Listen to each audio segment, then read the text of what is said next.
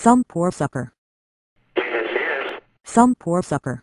Please contact the offices of Alliance One, a debt collection company, by calling toll-free 1-800-HASS-HOLE between the hours of 8 a.m. and 5 p.m. Pacific Standard Time. The number again is 1-800-HASS-HOLE. If this is not, Some poor sucker. please disregard this message. Thank you. Monday, 1:40 p.m.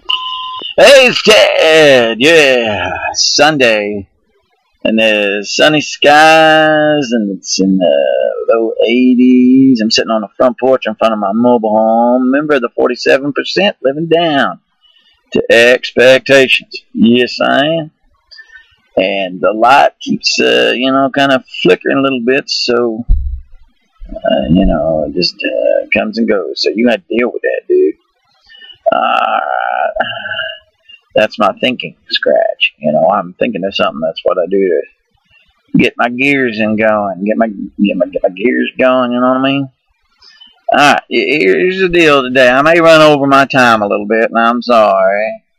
I try to keep these shorter. People say you're going on too long, but I have something that's really, really important to many people who are part of the 47%. Especially those down on the low end, those who have lost their jobs and are trying to get by, who are working at jobs that is eating their lunch and not leaving them much lunch to eat. And what this is all about is debt collection. I know.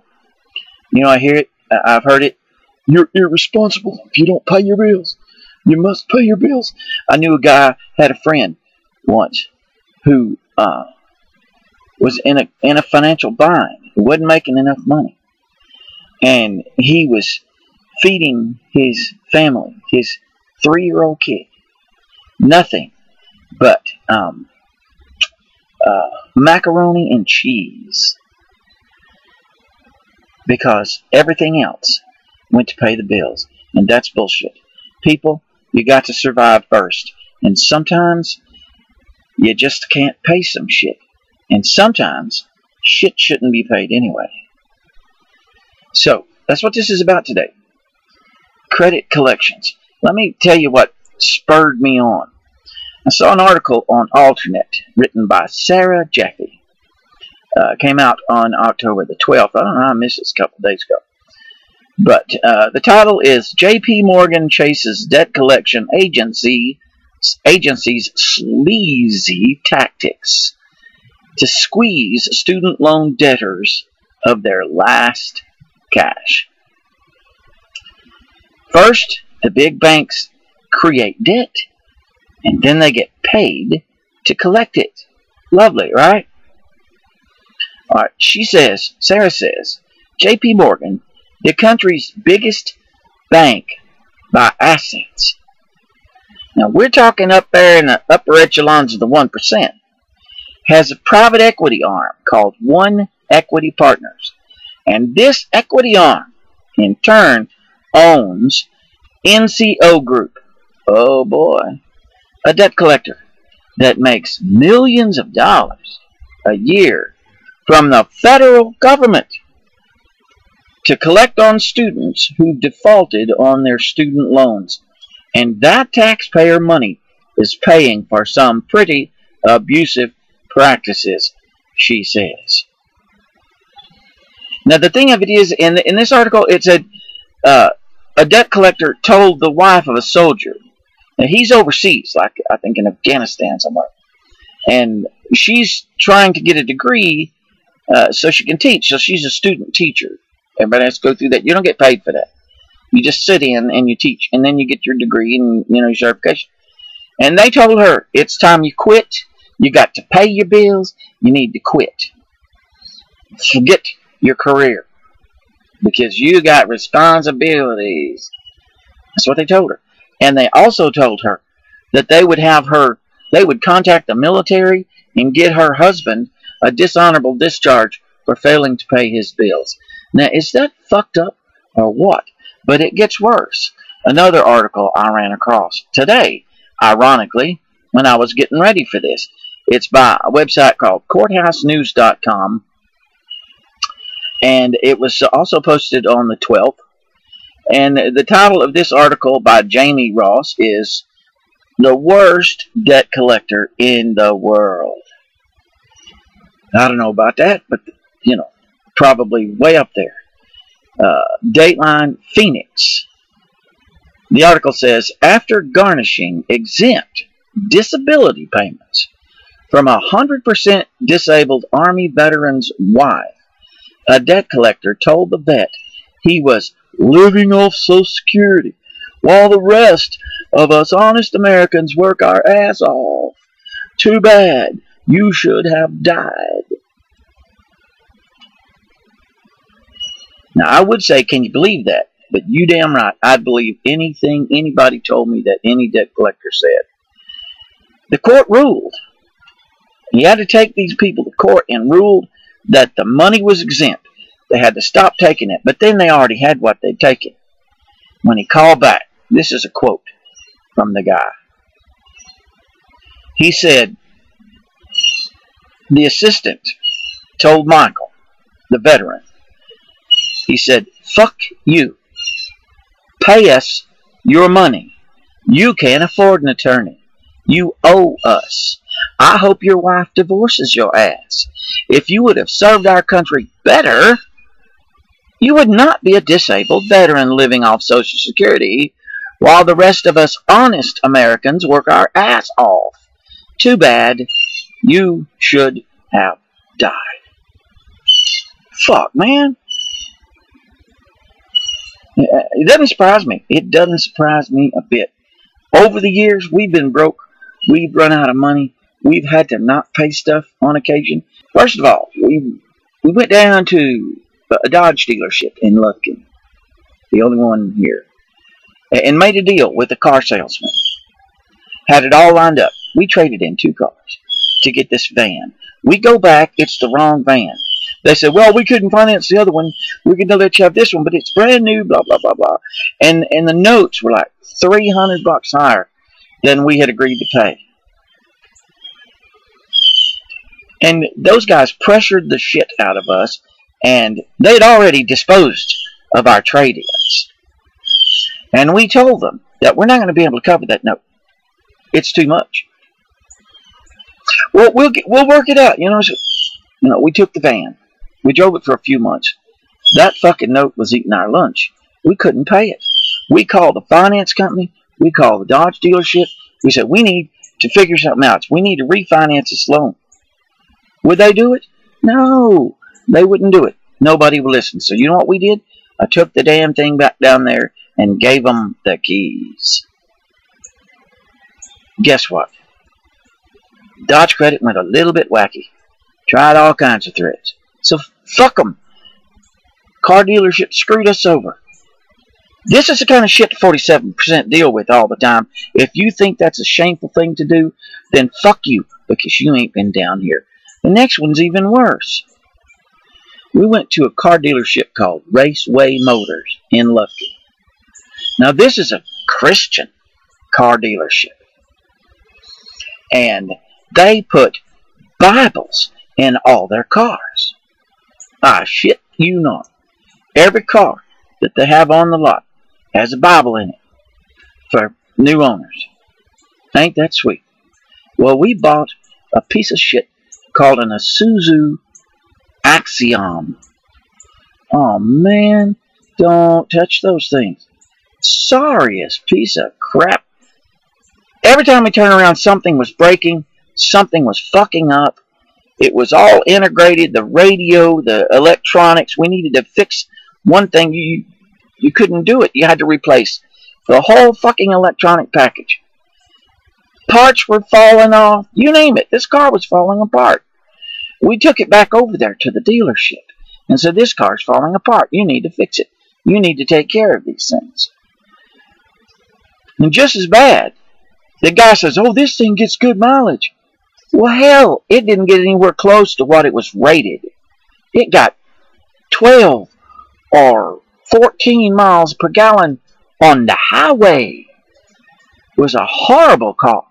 And it's falling apart. and I'm not going to pay to fix this car. And it was, I can't remember what the problem was. There's something wrong with the front end, I think. And it was getting unsafe to drive. And I took it back to this good Christian and said, we can't fix it. And we're not going to pay for fixing it. You sold us this piece of shit. You need to fix it. And worse, see, I mean, if we'd have bought it off the lot, then, and with no warranty, like a lot of cars in Texas, then we would have been stuck with it. But we bought an insurance plan to cover repairs. And every fucking time we took it down there, they said, oh, this ain't covered. That ain't covered. It was, but they wouldn't fix it. So guess what? I drove the thing in there one day, and I walked into the office, and I tracked somebody down, and I dropped the keys to that piece of shit in their hand, and I walked away. Yeah, they wanted money for that car too. See, Raceway got their money from the finance company. So what the hell did they care? It's the finance company, and it's one of those companies, cutthroat companies. So with the Dodge thing, we had to learn how to shut them up, because they were calling my wife at work all the time. They were calling here and saying shit. So this whole thing, you understand what I'm saying? When you owe something, you ought to pay it if you can. If you owe somebody, make a deal. If at any way, any reason, you're having a problem, go to them and talk to them. Light company, you can usually work something out with them. Utility companies, house notes, whatever it is. Don't just blow it off. I'm not telling you to blow off debt. Don't even think about it. That's not what I'm saying. What I'm saying is there are times when you just can't fucking pay it. When you got fired because they outsourced your job, or you lost your job because you was injured. Those things you can't help. But debt collectors don't give a damn. They don't. All they want is to get us. So what you need to do is you need to know your rights, okay? And that's what I'm going to tell you. The Fair Debt Collections Practices Act. This is federal law, people. Section 804, Acquisition of Location Information. If you have somebody driving you nuts, first thing you do, you need to send them a letter. You need to quote this law, and you need to tell them in this letter, I hereby give you notice not to contact me about this debt again, by any means whatsoever, by phone or text, including but not limited to my home phone, my cell phone, or my place of employment. And this notice applies to all the companies involved. If you bought something, a car, and it was repossessed because you can't pay for it, they're going to want you to pay that anyway. They're going to come after your ass.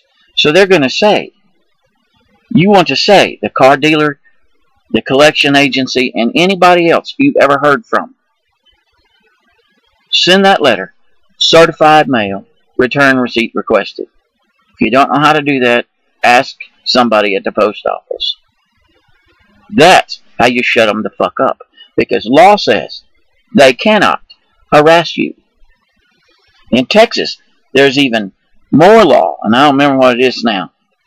But the Texas law also protects you from the same kind of shit.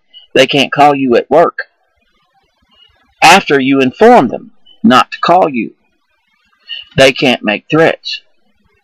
Now, I will list on the notes to this video an article from about.com, a very good article that tells you a lot more of your rights, what they can't do. They can't take your home. They can't throw you out on the street unless it's a mortgage. Obviously, if it's a mortgage, they can. But they can't take away your own personal private vehicle. They can't take anything that has a note on it. If you're already paying a note on it, they can't say they're going to take it away from you. And what they're not going to do is they're not going to come in your house shopping for junk, because they don't want that junk. They want money. They want to scare you. That's what they want to do. They want you afraid. They want you to have fear. They want you to think they have power. They can do anything, hang you by your toes and make you pay. They can't. There's no such thing as debtor's prison. You cannot be thrown in jail for anything at all when it comes to debt. Now, if you are called to court, you can be put in jail for contempt of court. So if somebody takes you to court, respond. Don't blow that off, because you can get contempt of court. Don't let it go that far. Make sure you have all your ducks in a row. Make sure you can explain what happened, why, what you can do, if you can do it later. And if you can't, why? Now, a couple more things. You can tell them, you must tell them, be a damn good idea to tell them in that letter not to call relatives or friends. And if you know of anybody that's been called, name them. Don't put their phone number in there, but say, do not call my mother, so-and-so, or my Uncle Jack, and put their name in there. Do not call them. Okay? Be specific, because they will skip trace. They will trace you down to try to find you and threaten you to get you to pay a bill. Now, here's a couple other tricks that they use. Oh, by the way, I thought it was pretty cool. Whataburger has sued a collection agency on behalf of their employee, but actually on behalf of himself, because this collection agency kept calling the 800 number to collect money from an employee at Whataburger. They're suing them. That's pretty damn good. I like that Whataburger. They're too expensive. I love their burgers, but can't afford them. And this bullshit about they're going to get you a job, they're going to get you fired. Well, number one, that would be stupid, because how the hell are you going to pay if you don't have a job? So why would they do that in the first place? And number two, if you have somebody that you expect to call your work, depending on your employer, it might be a good idea to take them aside and say, I'm having trouble with something, and this company won't leave me alone, and they may be calling here. And explain your rights so that it doesn't blindside your employer, because some employers are assholes too. Some employers say, you ought to pay your bills. No, you should turn around, you ought to pay me more money. Right? Alright. Keep that in mind. Now, there's one last thing before I move on to something else.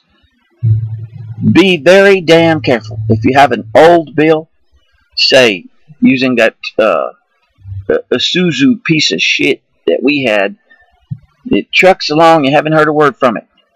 3, 4, 5 years. And then all of a sudden, you get this thing in the mail from some collection agency saying you owe $375,000. No, they've jacked off. I'm not exaggerating. Say it was $1,000 you owed, and you get this thing in the mail that says you owe $5,015. But we'll make a deal with you. If you start paying this much a month, then we will reduce that to $2,000. We'll waive all the interest and fees, and you can start paying $20 a month. Don't do it. Because what has happened is you've gotten down to the end of the 7-year space of time that's going to be on your credit rating. After 7 years, except for some debt, like student debt, get there in a minute. After 7 years, it drops off your credit rating, and they don't want that to happen. So what happens is these debt collection agencies, they buy loans. They go out and pay a loan off. They make a deal, and they pay so much on a dollar for loans. And they buy it. I've had that happen to me. Something I couldn't pay a long, long time ago. All of a sudden, somebody else is trying to collect it. And they said, we bought this loan, and I wrote on the letter, that was pretty fucking stupid. And sent it back, Yeah, what they're planning on doing is using all these nasty, ugly, mean, cruel tactics to scare the shit out of you, to make you start paying. If you don't, that debt falls off. But if you pay a payment, buddy, you just recreated a new problem. Because they can start jacking your ass around all over the place. So don't do it. Now, the last thing. These credit reports collections that I was talking about in those articles were for school loans.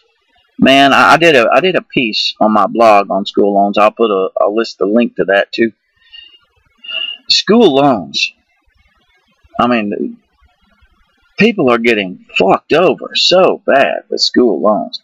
All these online colleges and schools and stuff, that's what they want you to do.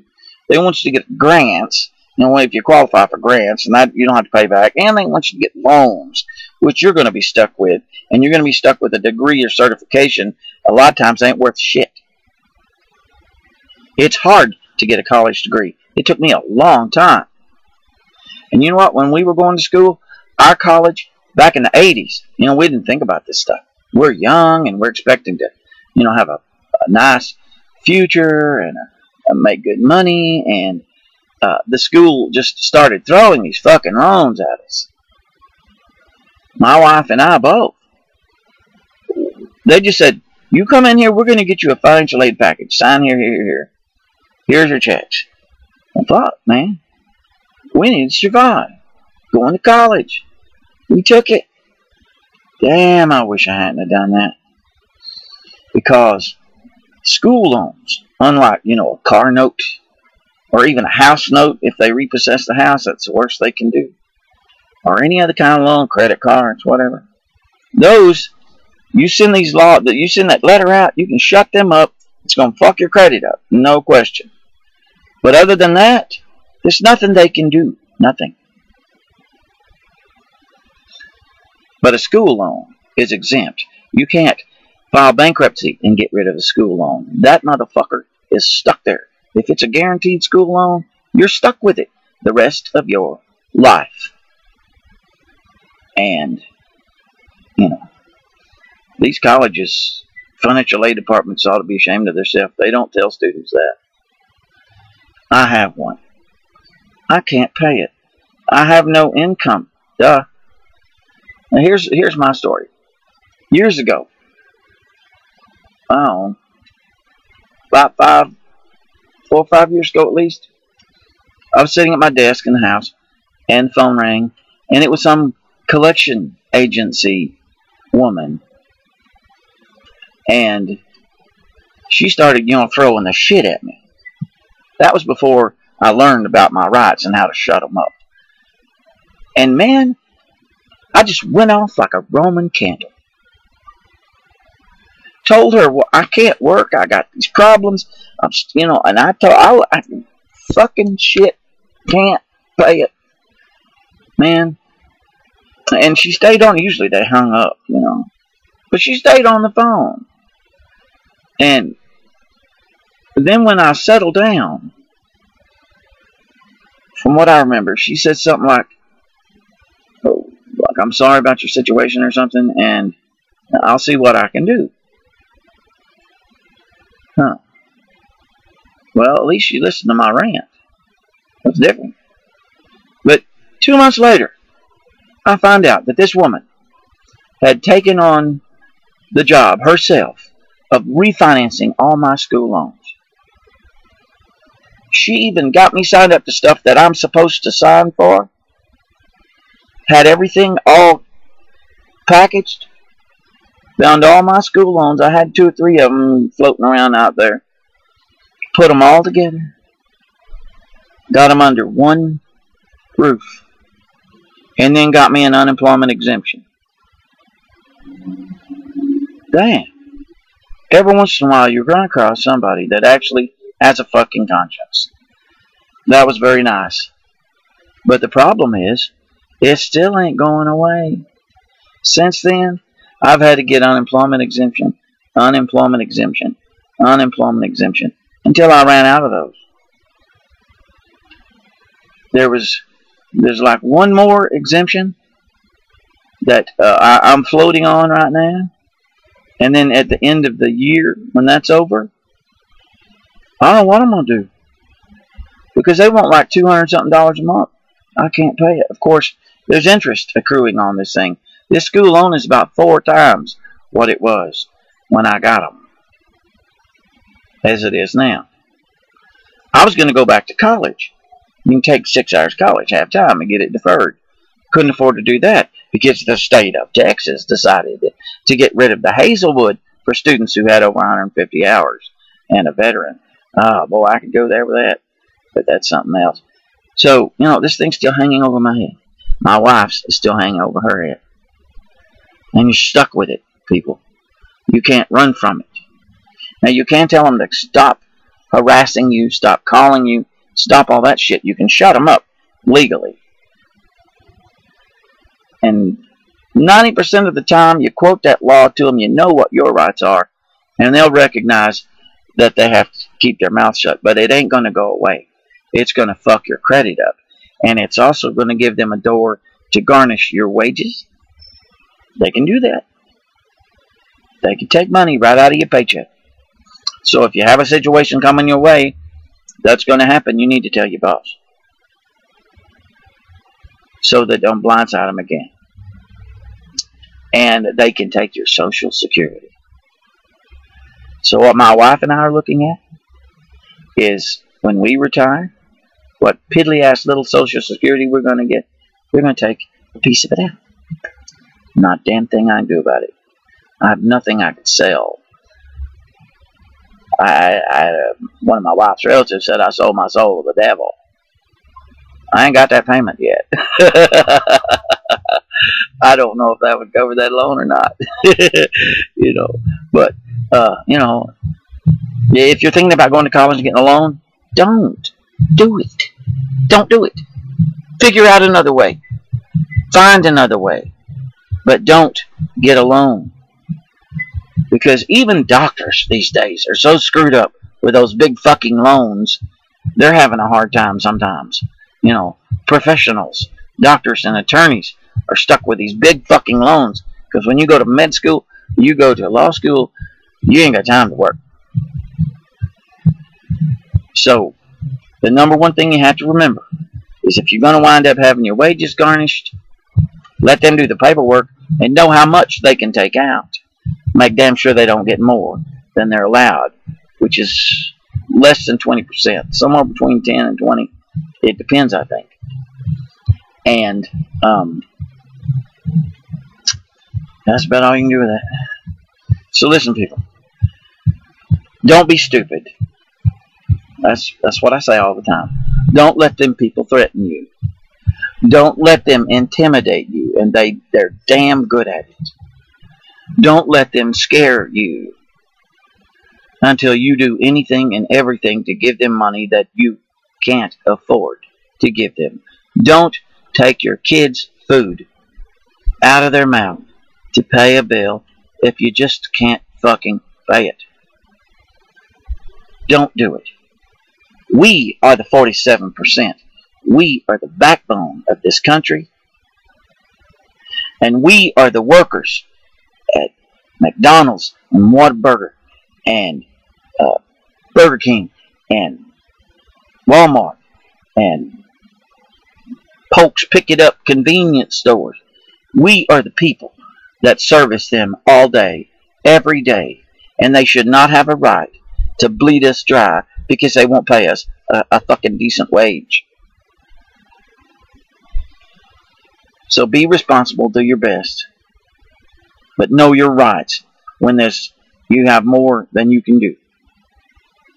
Alright? So, I hope this helps you. I'll put some information in my notes where you can look it up. So you have a wonderful day. Be safe.